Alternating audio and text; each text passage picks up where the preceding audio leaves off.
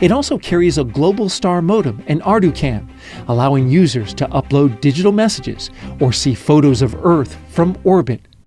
I don't know if anyone remembers like the Ovaltine messages and stuff on the radio way back when, but our goal is to do something like that where they have to tune in every week or every other week to get this new message and decode it and really dive into that information so that they develop an interest in space and they say, oh, hey, I can communicate with something that's not even on this planet. RSAT was developed by a team of midshipmen from the U.S. Naval Academy in Annapolis, Maryland. This crab-like CubeSat has a pair of robotic arms designed to grab a host satellite and maneuver around it to take photos, or potentially even make repairs if a spacecraft isn't working properly. The CubeSat STF-1, or Simulation to Flight 1, is a collaboration between NASA Independent Verification and Validation Program with West Virginia University and small businesses. STF-1 will monitor space weather over Earth's poles and test the durability of new materials for use in LEDs.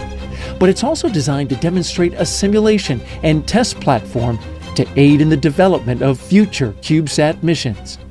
These CubeSats show that small satellites have an important and growing role in space exploration. NASA's Venture Class Launch Service was created in 2015 to provide CubeSats their own ride to space, expanding launch and science opportunities for small satellites and sparking a brand new segment of the space launch industry. Rocket Lab's Electron rocket is one of two vehicles NASA selected for Venture Class missions. It's smaller and lighter than other launchers in NASA's stable, but that's the whole point. The intent is for the Venture Class launches to occur at a rapid pace that match the iteration and design cycle that CubeSats can go through. So instead of having a launch for a primary mission once every 2 years, once every 5 years, the real goal is to see Venture Class rockets get to a cadence where they can see regular access to orbit. Many of the CubeSats on the Alana 19 mission are designed to benefit future missions. Shields 1 was developed by NASA's Langley Research Center in Hampton, Virginia. Its objective? To test materials that could be used to shield spacecraft against radiation. This is a radiation effects experiment where we're looking at the performance of the materials and the electronics, and it would have a potentially large impact for improving performance of future spacecraft. NMTSat was built by approximately 50 undergraduate and graduate students, primarily from New Mexico Tech in Albuquerque, New Mexico. It's designed to use onboard sensors to collect data on Earth's magnetic field, take atmospheric weather measurements, and carry out an optical beacon experiment. The next spacecraft was developed by teams on opposite sides of the country, in Florida and California. It's called CHOMPT, which stands for CubeSat Handling of Multi-System Precision Time Transfer. This mission is a collaboration between the University of Florida in Gainesville and NASA's Ames Research Center in Mountain View, California. CHOMPT uses lasers instead of radio waves to demonstrate new ways to navigate and network satellites in deep space. The Advanced Electrical Bus, or ALBUS, was developed by NASA's Glenn Research Center in Cleveland, Ohio. ALBUS will demonstrate shape memory alloy mechanisms for deployable solar arrays. It'll also serve as a pathfinder for high power density CubeSats. The shape memory alloys themselves are really good technology because they are low mass, they can produce low shock, and we can reset them. So we can actually reset our mechanisms to test it again to deploy it to make sure we're going to have a successful mission. While the CubeSats are prepared for flight, their ride, the Electron rocket, begins to take shape. Fully assembled, the Electron stands nearly 56 feet tall, a smaller rocket dedicated to launching small payloads. It's a 3-stage carbon composite vehicle, topped by a payload fairing to protect the CubeSats during launch. The Electron's engines and avionics are manufactured here in the United States at Rocket Lab's facility in Huntington Beach, California. In fact, the company's Rutherford engine is the first ever oxygen kerosene rocket engine built using 3D printed main components. Then they're sent to Rocket Lab's facility in Auckland, New Zealand. Here, the company puts its engines to the test before final integration. It's also where Rocket Lab manufactures the vehicle's stages and payload fairing. But until the rocket is assembled and tested in New Zealand, the CubeSats will wait in California. It will all come together when the spacecraft arrive from Huntington Beach just a few weeks before launch. CubeSail was built by the University of Illinois at Urbana-Champaign in CU Aerospace. It carries a 250-meter solar sail ribbon, technology that's being evaluated for use on future spacecraft, such as scientific missions to interstellar space.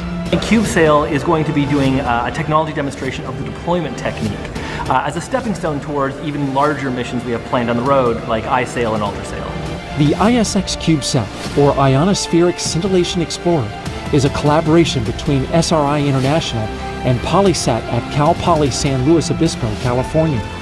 ISX is designed to take a closer look at plasma fluctuations in the upper atmosphere and learn more about how they affect radio communications with satellite. Up next is Ceres, the CubeSat Compact Radiation Belt Explorer. It was developed by NASA's Goddard Space Flight Center in Greenbelt, Maryland.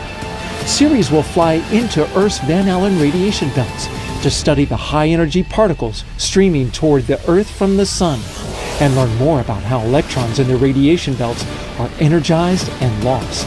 CubeSats go into the clean room and they do their standalone processing. So that's any sort of checkouts, charging. Basically, they're getting ready to get into that final package, the dispenser. That's the piece of hardware that's actually going to launch them out into space off of the rocket. November 2018. With the Electron rocket ready for final integration and launch, the CubeSats are shipped from California all the way to Auckland, New Zealand. But the Electron rocket elements and all the Elana 19 CubeSats still have to make one more journey on Earth. It takes a caravan of trucks about 8 hours to make the 575-kilometer journey from Auckland to Rocket Lab's Launch Complex 1 at Mahia Peninsula on the island's east coast. But this remote launch site is worth the drive. So from one single launch site, we can launch all the way to 39 degrees inclination, that's due east, all the way up to sun synchronous, which is about 98 degrees depending on the altitude. So that's the widest range of inclinations available from any launch site in the world. On the ground at the Mahia Launch Complex, the rocket stages are carefully brought together and inspected to ensure everything is perfect. The CubeSats are installed on the Electron payload plate, the interface between the rocket and the satellites. Then Elana 19 is encapsulated inside the Electron rocket's payload fairing, where the CubeSats will stay until they're in space. The entire rocket is manually rolled out to the launch pad for a rehearsal of the launch day that's quickly approaching. Liftoff is planned for December 12, 2018, and the vehicle is ready. But dangerously strong winds keep the Electron on the ground for 4 more days. Their fortunes change on December 16th, when the winds aloft finally go green. 5, 4, 3, 2.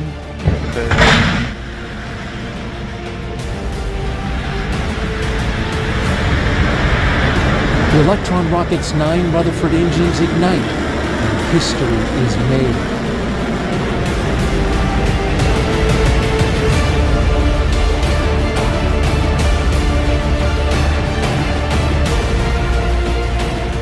Less than an hour into the flight, the Elana 19 CubeSats are released. Instead of hitching a ride, these small spacecraft have a dedicated ride that can deploy each one to just the right orbit for maximum science. Elana gives students and teachers a low-cost pathway to space to test new technologies, make new discoveries, and create new connections to each other and the future.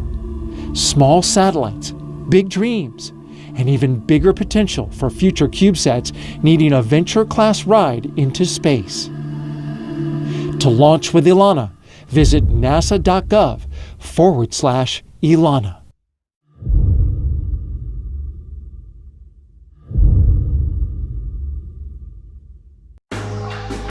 Wherever, however, whenever.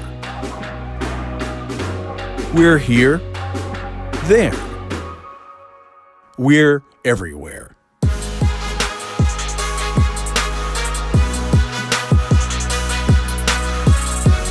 NASA Space Communications and Navigation.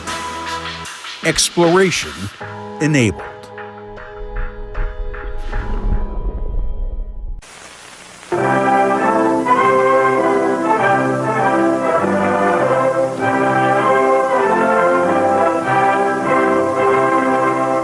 There are milestones in human progress that mark recorded history. In my judgment, this nation's orbital pioneering in space is of such historic stature, representing as it does a vast advancement that will profoundly influence the progress of all mankind. It signals also a call for alertness to our national opportunities and responsibilities. It requires physical and moral stamina to equal the stresses of these times and a willingness to meet the dangers and the challenges of the future. John Glenn, throughout his life, has eloquently portrayed these great qualities and is an inspiration to all Americans. This film, in paying tribute to John Glenn, also pays tribute to the best in American life.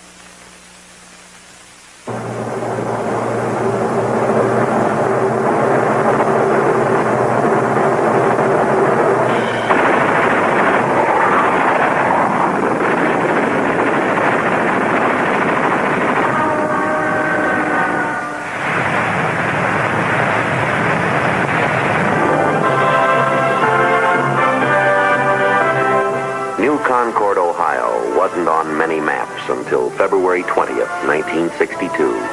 It came to fame in a single day with an American adventure that history will call the John Glenn story. Fashioned in the American image, this pleasant little city typifies a nation's ideal way of life. A man might make a good life here in the circle of family and friends. And a boy might let his imagination soar.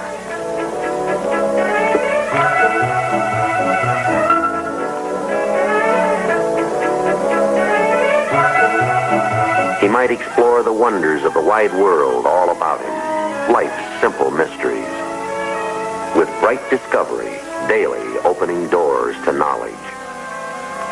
He can look away to distant places, to exciting adventures, hidden only by the horizon and the future. Like this boy, like boys everywhere, young John Glenn dreamed of the future as he looked to faraway new frontiers. Why, he might even learn to fly. This town and these people, they knew John Glenn as a schoolboy, as a teenager, and as a neighbor.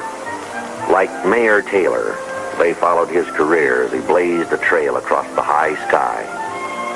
I watched John Glenn grow up from a freckled-faced, red-headed lad into the man you all know today. John's youth and his life today are an example for all Americans to follow. New Concord High. Like these youngsters, John attended school here. His principal and teacher was Harford Steele.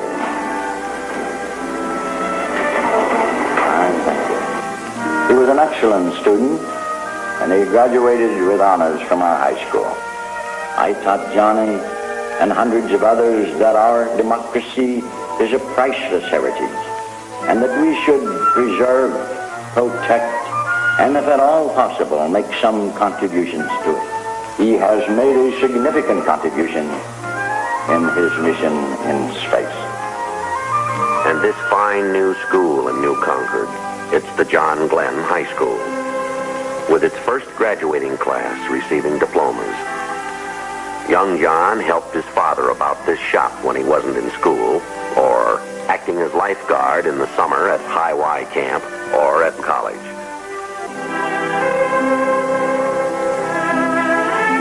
John went on to college at Muskingum, right in New Concord. The high regard of the college is expressed by its president, Dr. Glenn McConaughey. John's conquest of space has captured the hearts and the imagination of all Americans. so have his superb qualities of leadership, moral and physical strength, and emotional stability. John found time for athletics, winning 4 high school letters.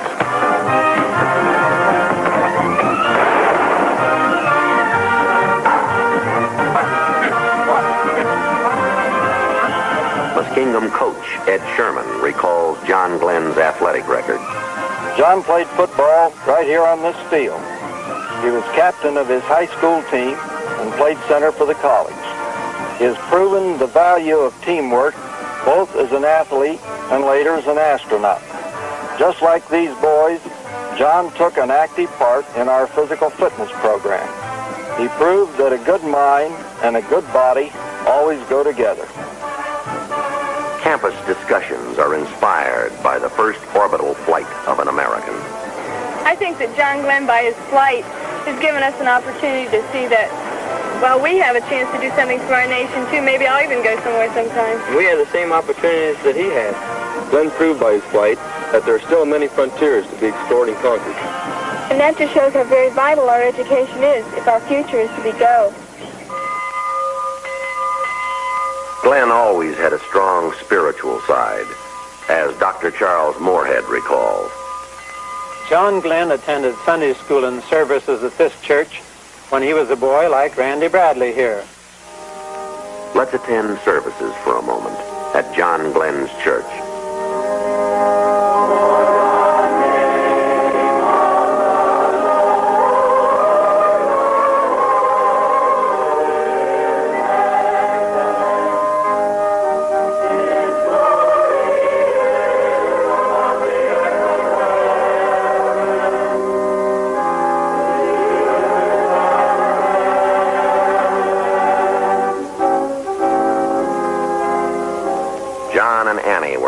At this church by Dr. Henry Evans. They made a most handsome couple. John in his Marine uniform, Annie a beautiful, happy bride. They both recognized the importance of the spiritual things of life as well as the mental and physical. The trial is also great for those who wait, as recalled by Annie's parents, Homer and Margaret Castor. Johnny's orbital flight was a real test of courage for Annie, too. She was a very brave girl. Annie had complete faith in the space program, just as she had confidence in everything Johnny set out to do. This house was home for John Glenn. John Glenn Sr. and Mrs. Clara Glenn are gratefully proud of their son's accomplishments. John was fully prepared for his orbital flight, as were the other astronauts and the entire team. In a way, John has been preparing all his life for his venture into space. As a small boy, his idea of a holiday was a visit to the airport. And when he grew up, it was no surprise to us when he decided to learn to fly. Flight commanded young John's major interest. He had to learn to fly. World War II interrupted college.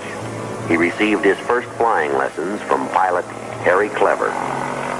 This is John's flight record with my comment after his first flight, which was eager to learn, relaxed, alert, and good coordination. He certainly has retained these flight qualities right into outer space.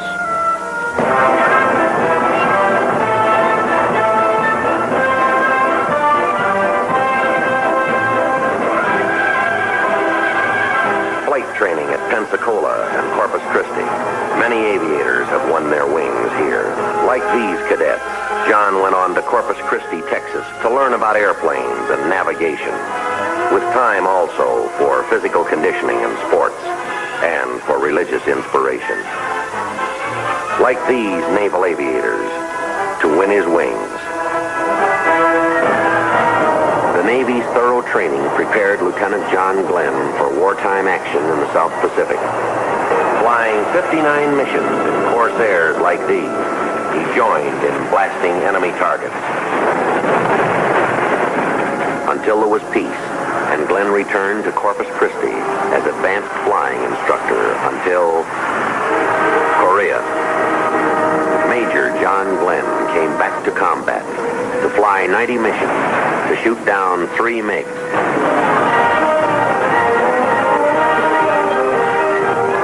Following Korea, John Glenn came home to flight test the supersonic F-8U Crusader, to flash across the nation, California to New York, setting a supersonic speed record of 3 hours and 23 minutes. With experimental thrusts toward speed and altitude, the limitations of time and distance were being brushed aside as experimental planes like the X-15 launched from its Air Force mothership rocket to record-breaking altitudes and speeds. Unmanned experimental flights and orbits pressed onward until it was time for man to orbit, until the word was go. Chosen from many Americans who answered the president's call, these astronauts dedicated themselves to study, training, and physical conditioning. With Alan Shepard learning about weightlessness as it will be encountered in outer space, and Gus Grissom becoming acquainted with the stress of greatly increased gravity, as Wally Schirra masters manual spacecraft control.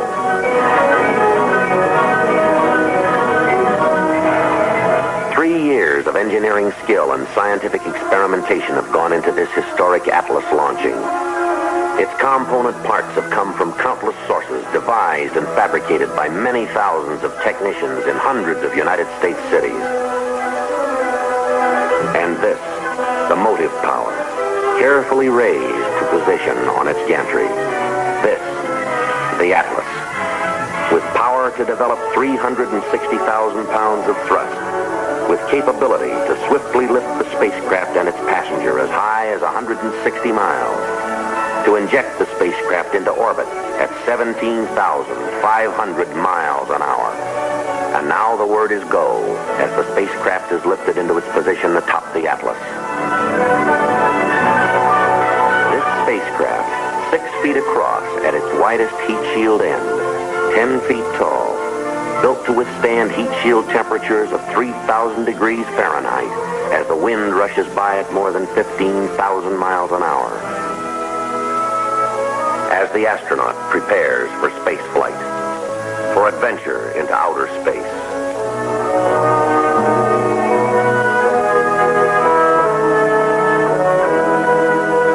Mercury control waits and watches, with the Atlas standing ready to throb into life.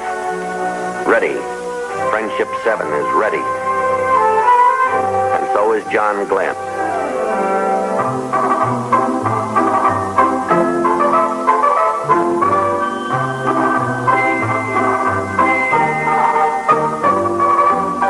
Gantry, elevators lift Glenn to the 11th level, the spacecraft level.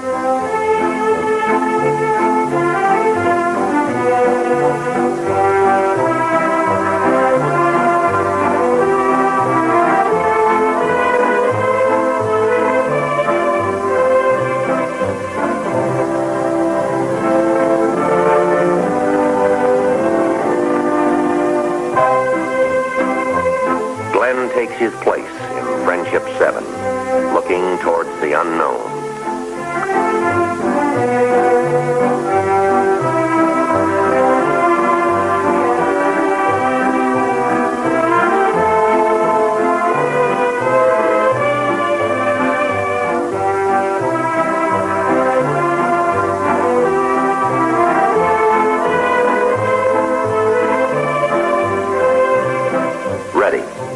Mercury Atlas is ready, and so is the astronaut.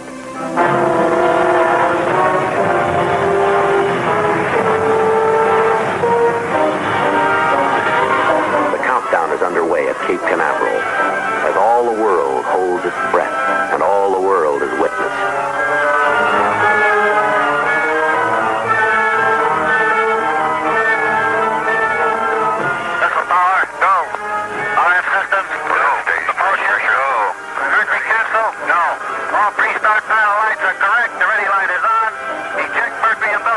Godspeed, John Glenn. 5, 4, 3, 2, 1, 0.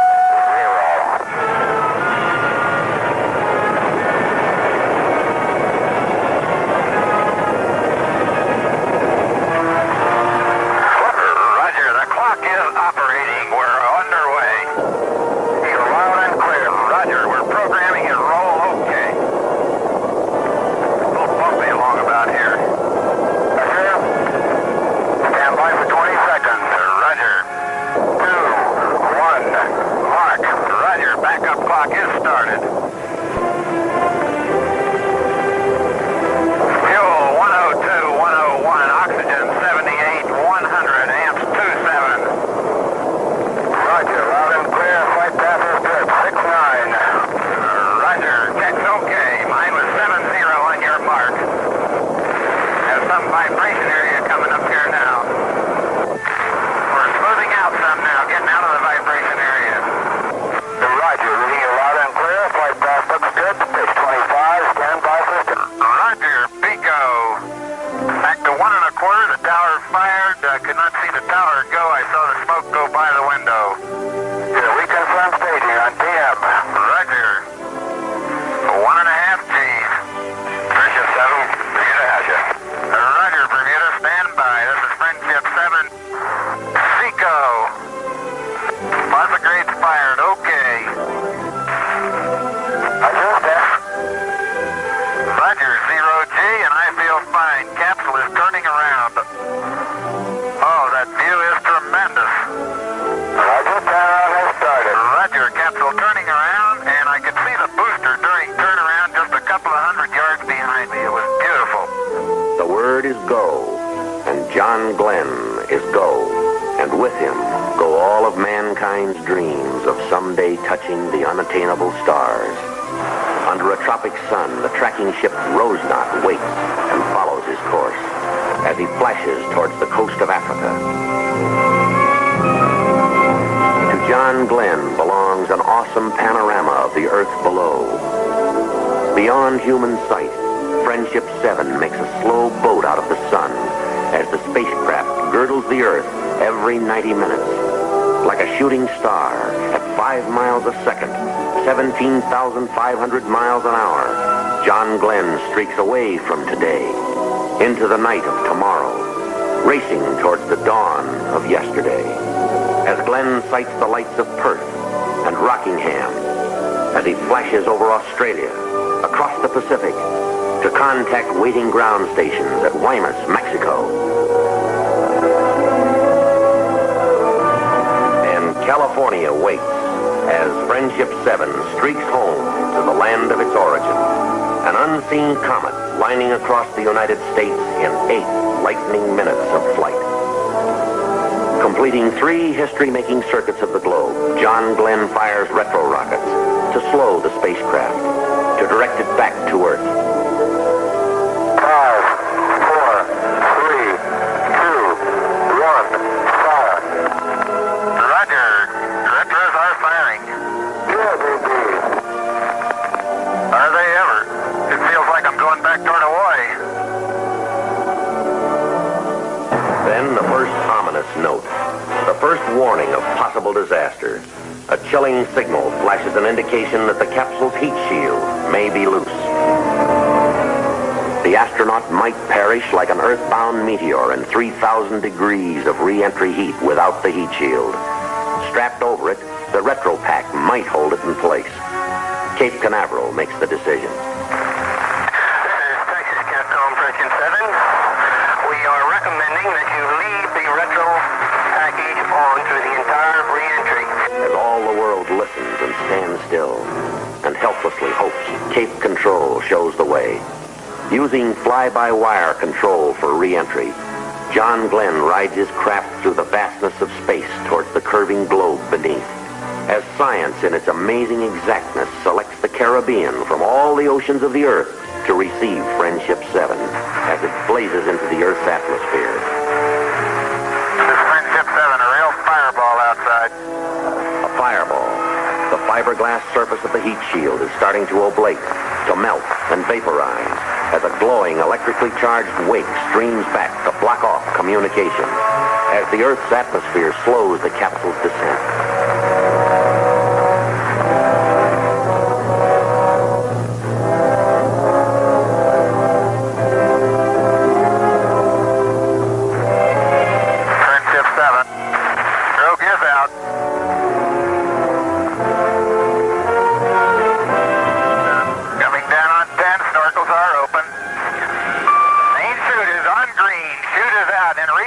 At 10,800 feet and beautiful shoot.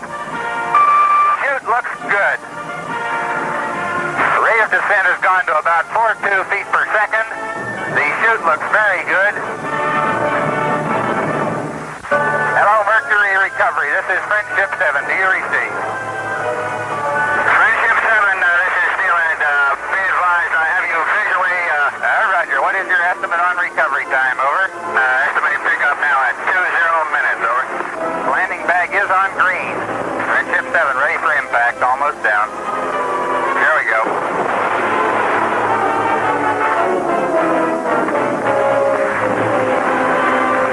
Friendship 7, this is Steelhead. Hold you in the water. What is your condition? Over. Roger. My condition okay. Does the capsule look like it's okay? Over. The capsule looks good from here. Over. Home to Earth comes the Voyager. Transported now to the aircraft carrier Randolph.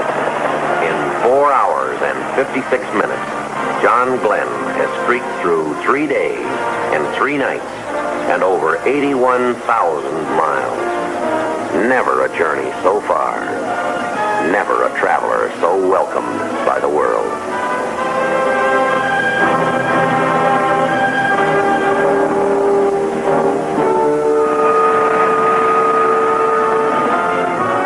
Brief a journey in time. So far the way, so long the hours for those who wait, as Annie Glenn has waited. As all the world has waited. To salute the Glens with Vice President Lyndon Johnson. As the President of the United States arrives at Cape Canaveral to be greeted with John and Annie Glenn by the cheers of thrilled lines of proud Americans. In ceremonies at Mercury Control Center, President John F. Kennedy presents the NASA Distinguished Service Medal to astronaut John Glenn. As Annie and Lynn and David Glenn proudly share applause with the other astronauts and with the world. As John's parents learn firsthand about Friendship 7. As does Marine Corps Commandant General David M. Shoup and the President of the United States. And this rainy day in Washington is a happy day as the President and the astronaut arrive to drive through rain-washed, crowd-flooded streets to the White House for a reception as John and Annie Glenn, with Vice President Lyndon Johnson, greet distinguished guests, including astronaut Alan Shepard. Godspeed, John Glenn. Godspeed into the future. Into even greater accomplishment. Into the hearts of all Americans. Welcome to Washington. Welcome back to this planet.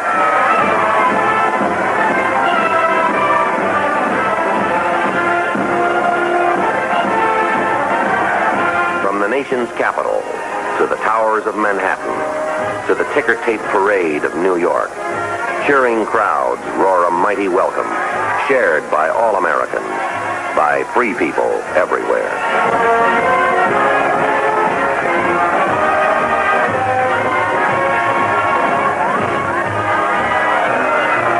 And across the land, the scene is the same, and the heart is the same, as John Glenn comes home to New Concord, Ohio.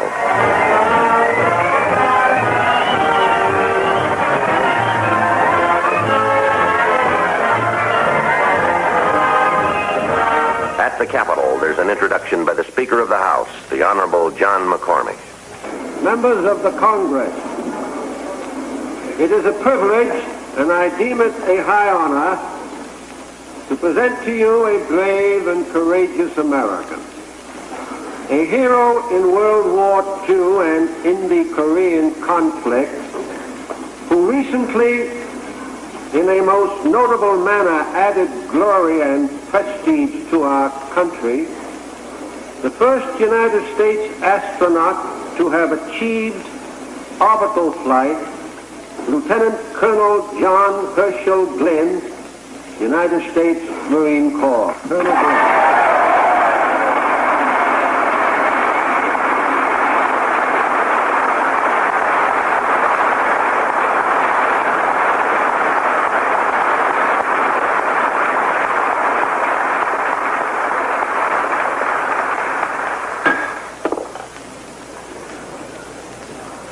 Mr. Speaker, Mr. President, members of the Congress, I am only too aware of the tremendous honor that's being shown us at this joint meeting of the Congress today. This has been a great experience for all of us on the program and for all Americans, I guess, too. And I'm certainly glad to see that pride in our country and its accomplishments are not a thing of the past.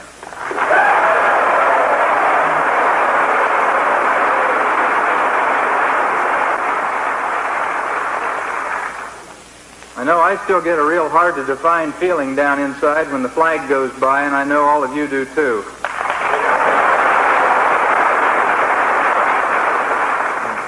The launch itself was conducted openly and with the news media representatives from around the world in attendance.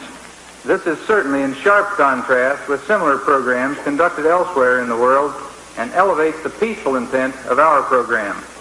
Today, I know that I seem to be standing alone on this great platform, just as I seem to be alone in the cockpit of the Friendship 7 spacecraft. But I'm not. There were with me then and with me now thousands of Americans and many hundreds of citizens of many countries around the world who contributed to this truly international undertaking voluntarily and in a spirit of cooperation and understanding. We are all proud to have been privileged to be part of this effort, to represent our country as we have. As our knowledge of this universe in which we live increases, may God grant us the wisdom and guidance to use it wisely. Thank you. And crown thy good with brotherhood, from sea to shining sea.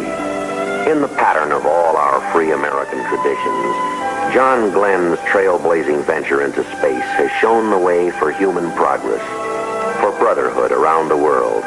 His story speaks of people and places and industry, of the greatness that is America. It sings of the unselfish aims of a nation striving constantly for peace, directing all its power and persuasion toward the preservation of freedom. In its majesty and magnificence, this is the land. In all their historic greatness, these are the people. And the John Glenn story is their story. It throbs with a nation's restless energy. It soars with the adventurous spirit of Americans everywhere. Across this vast spread land, in all its towns and cities, on all its far-flung farms and ranches, deep in its reaches of forest and plains, of winding roads and rivers, majestic mountains and lakes and sea-lashed shores, people turned their eyes and hearts toward the high sky, sending their hopes and prayers, riding through space with John Glenn in Friendship 7, as all the world watched and hoped, with mankind's wonderment about the universe, finding an approach at last toward fulfillment. In the John Glenn story.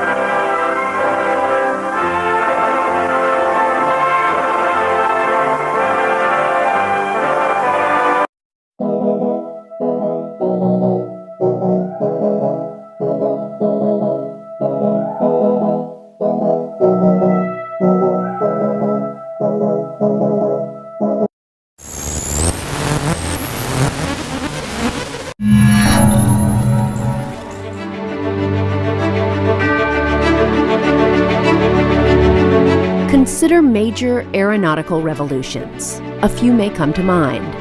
For example, the first flight at Kitty Hawk, or breaking the sound barrier at Edwards Air Force Base, or perhaps the massive buildup that led to humans leaving Earth to explore other planetary bodies. While these achievements are extraordinary, one key aeronautical revolution that is often overlooked is the standardization of commercial flights into the national airspace, or NAS. It may seem simple enough and often not widely understood by the flying public, but our national airspace infrastructure is huge.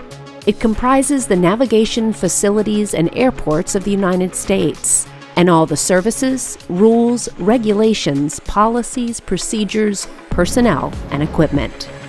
Every day, more than 44,000 flights safely take off and land here in the U.S., totaling more than 16 million flights per year.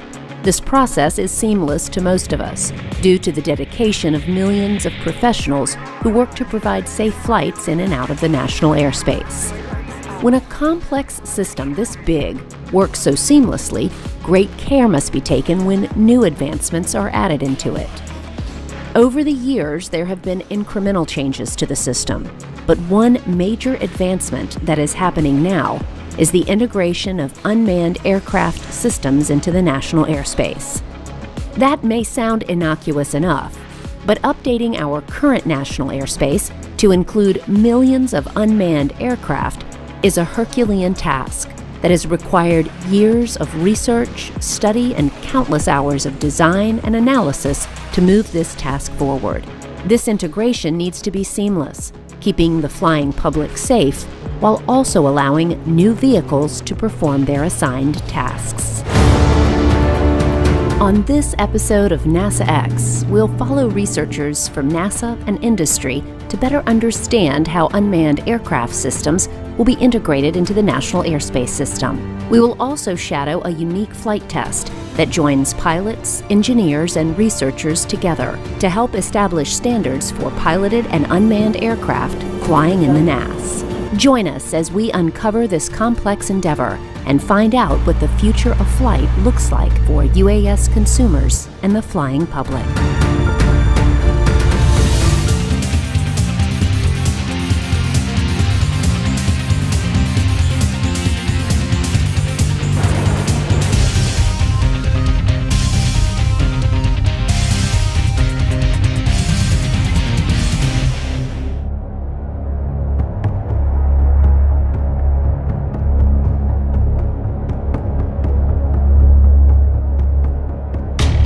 On this cold morning in California's high desert, a group of researchers from NASA and from industry are preparing for another fact-finding flight using the Navmar Applied Sciences Tiger Shark XP.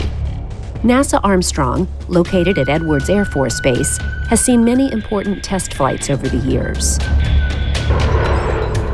But this flight, and the others performed by this group, are being used as building blocks for research that is enabling a paradigm shift in flight as we know it. This round of testing, known as Flight Test Series 6, or FT6, is assisting the Federal Aviation Administration as they develop regulations to allow the integration of unmanned aircraft systems into the National Airspace System. The work that we're doing will contribute for others to come after us and know how to safely integrate this type of airplane into the national airspace. So a lot has gone on to integrate manned airplane into different parts of the airspace. So the same level of effort, or perhaps more, needs to go into integrating unmanned airplanes. There's different options on how you do that. There could be a pilot on the ground, which is what we're doing right now, or the airplane could be doing things on its own. Before you let the airplane go do things on its own, we would need to be able to anticipate all the sorts of things it can see and know how it would safely respond to those things. So the work that we're doing will eventually help get us there, whether we have a pilot on the ground either monitoring or actively controlling the unmanned airplane, or if the unmanned airplane can do something on its own, that whatever it does will be safe to the traffic around it and to the people under it.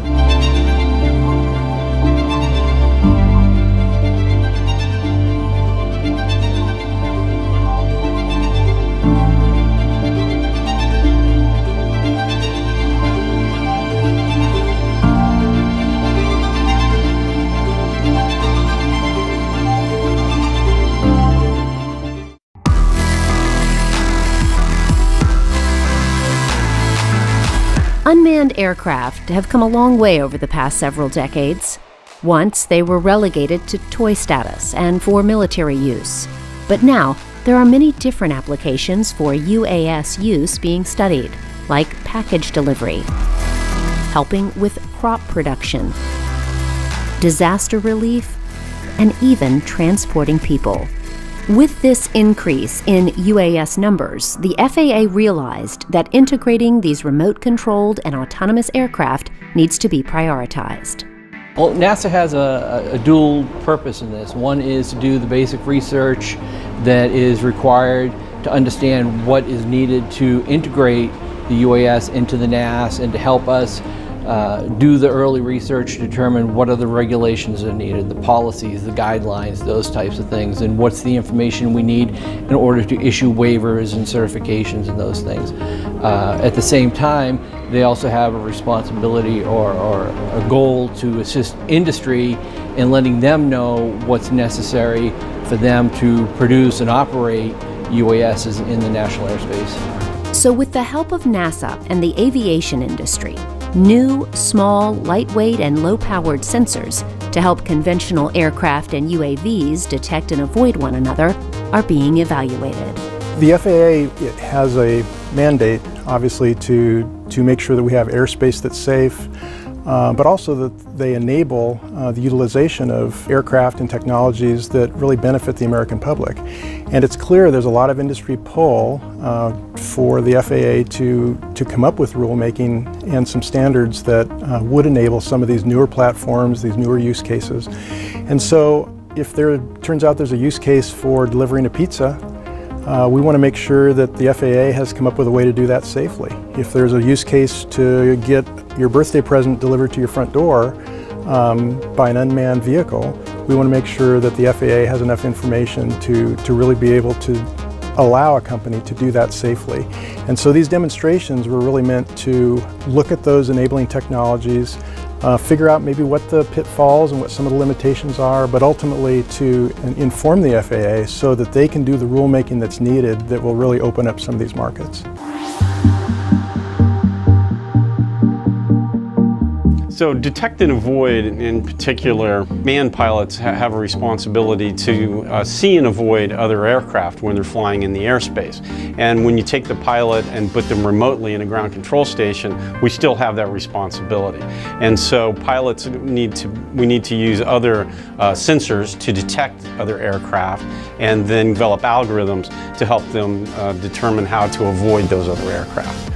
As Jay mentioned, one of the primary safety concerns with integrating these new systems is the inability of remote operators to see and avoid other aircraft. On all flights with pilots on board, the FAA requires the crew to be aware of all other surrounding aircraft literally don't have a pilot on board. NASA and its partners have been working on concepts and designs that will allow safe operation within the national airspace.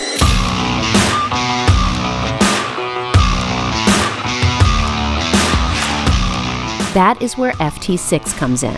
Since 2011, NASA has incrementally been evaluating how to help remote pilots safely detect and avoid other aircraft by systematically testing and developing new concepts and standards. From the very beginning, of course, the first thing was to essentially integrate the payload, which is the detect and avoid system, into the aircraft. Once we did that, then we go through a series of system checkout flights just to make sure everything's working. Whatever we learn from that in terms of from a safety standpoint and also from a functionality standpoint, then we make corrections and basically improve on that. Once we verify that the system is working, then the next step is to essentially introduce intruder aircraft to verify that the displays and the alert and guidance systems work and get feedback from the pilots as well. And those rehearsals basically are to set up for what we call the full mission, which where we are right now in that phase. In this final phase of FT6, NASA and its partners will be working to support development of minimum operational performance standards, or MOPS, for detect and avoid for medium-sized UASs utilizing small, lightweight, and low-power sensors. From our side, we're pushing the boundaries for this small aircraft We're trying to fly a radar that's small, tiny, and trying to pick up aircraft, and they're trying to define what that is. Again, it's a brand new radar, state-of-the-art systems. They don't really exist out there. Low swap systems don't really exist for aircraft. When you're dealing with smaller aircraft, a lot of it's hobby grade type of systems, avionics. A lot of it's not conducted to flying real aircraft. But now that we're actually trying to fly in the national airspace, we need to put real avionics on there, things that are tested to FAA certification. And that's pushing the boundary. I think that's what we're doing here with this low swap system. So how is the NASA team pushing the boundaries? By using a number of unique control centers, piloted aircraft, and a UAS with a large number of flight hours to supply the needed information for integration.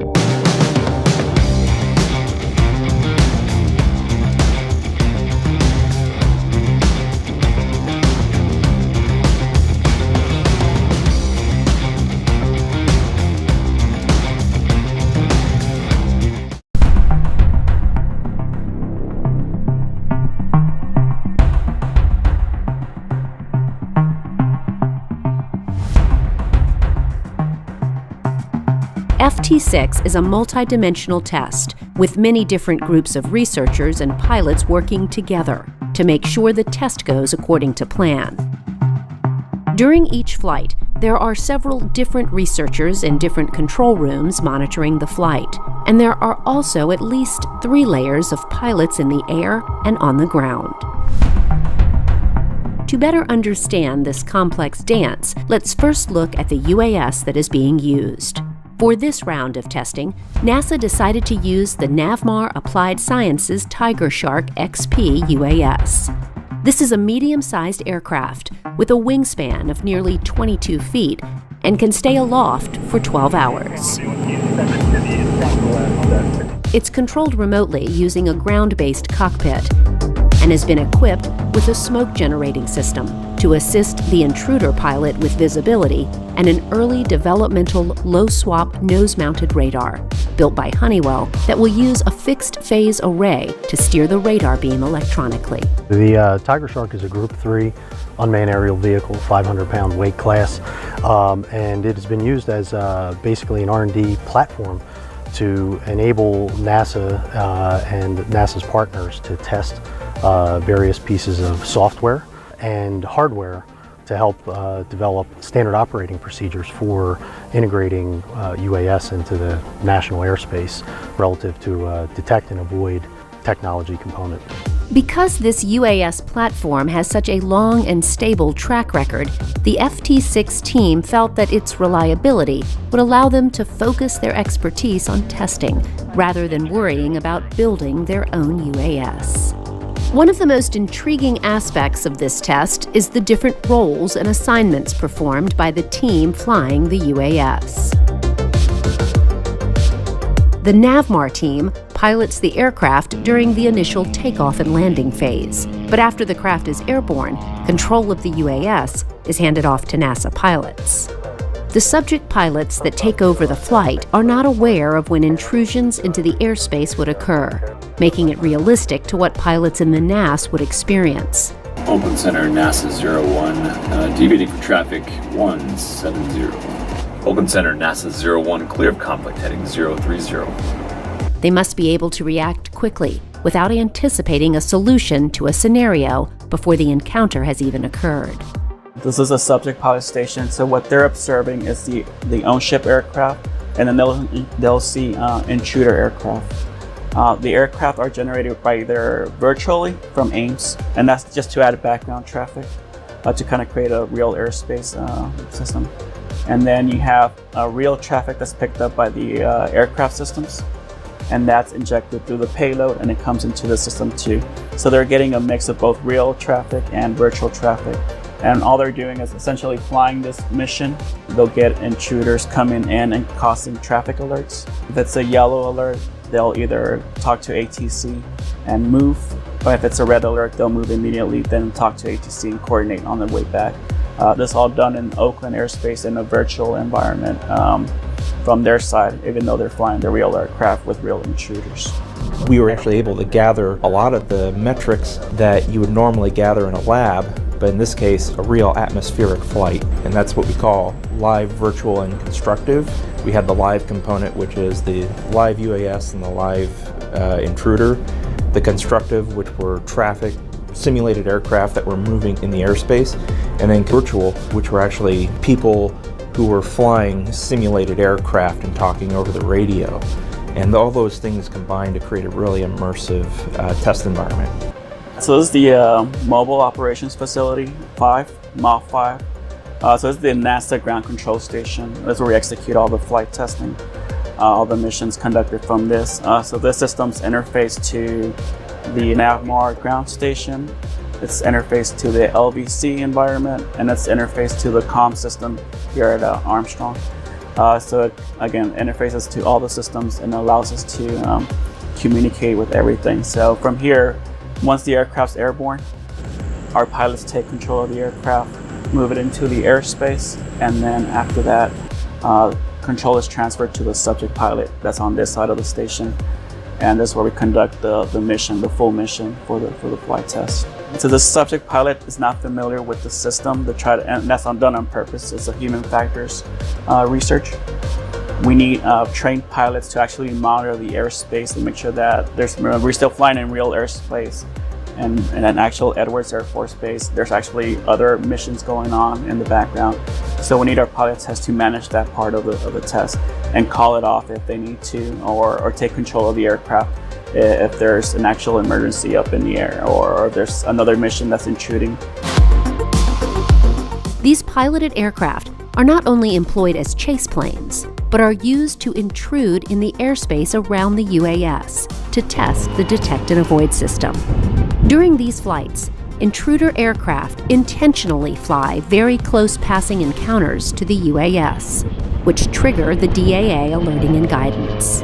These encounters test the detect and avoid procedures, helping researchers develop performance standards to address such scenarios.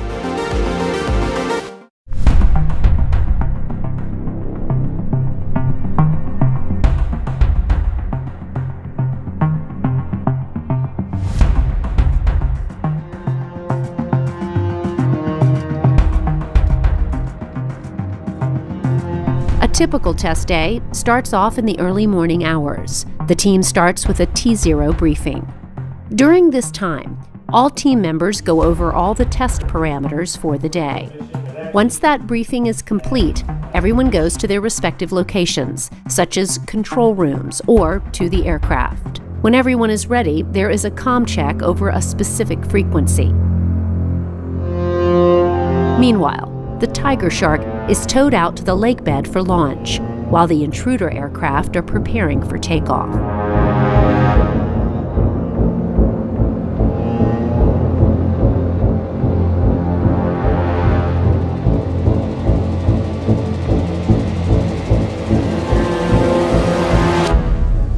Once on the lake bed, a series of tests are performed on the aircraft to ensure it is safe and ready to fly. When all these tests are complete, the ready call is given, and the aircraft is set for takeoff.